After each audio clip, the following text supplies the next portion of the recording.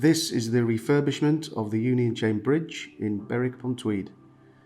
We're currently carrying out works on behalf of Northumberland Borough Council. We are in week 36 of our contract programme. Works consist of fully removing the bridge deck and all the associated hangers and chain rods. As you can see from this current footage, the chain rod dismantling and removal is well underway with 50% of the chain rods removed. The chain rods get recovered to the English access tower by a hauling system that has been installed by our supply chain partner VLM.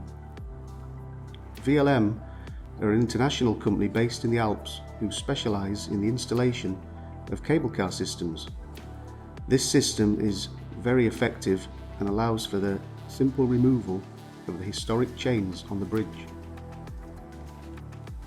They get winched across from Scotland to England and detached on our English access platform. Each chain rod will then get safely lowered down onto our site transport after being individually tagged and traced, so we know exactly where the chain rods go back onto the bridge once they've been refurbished.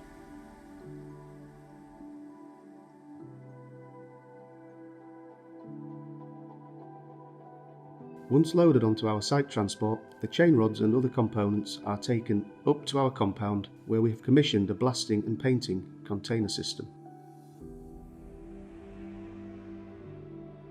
The components go into the wet blast container first to have all the old lead paint removed and disposed of safely.